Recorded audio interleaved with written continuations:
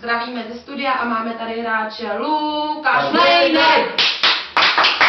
Lukáš Mlejnek! Mlejna!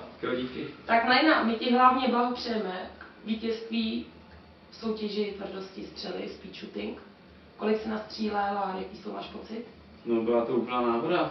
No, 4krát za sebou?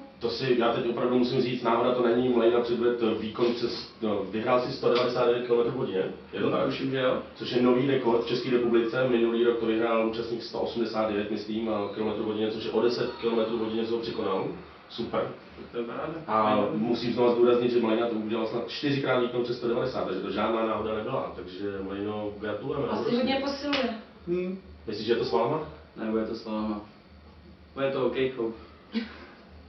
No a co se týká normální hry, tak za jaký tým jsi nastoupil? A Nastoupil jsem za vylízaný kelímky.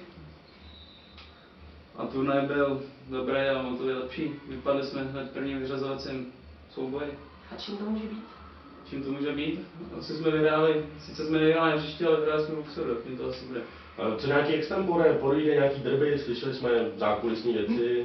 Jo, a co jste slyšeli? Ale nevím vůbec, prostě nechci nic Šla prozrazovat. jsem kolem policie včera. Jo, takhle. No, tak to necháme radši. Necháme to radši úředním orgánům, co? Tak. Nechme to být. Hele Mlejno, ty jsi už pravidelným účastníkem, jsi členem RBC Česká Lípa, jsi zároveň kapitánem Ačka. Co očekáváš od příští sezony? Příští sezóny? No sám ani nevím ještě, nevím, nikdy jsem neviděl první ligu.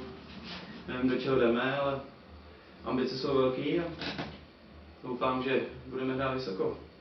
Přejeme ti hodně štěstí, Mlejno, tobě i celému týmu RBC Česká Lípa a ať to dopadne nejlíp. Dobrá, děkuju. Děkujeme za rozhovor.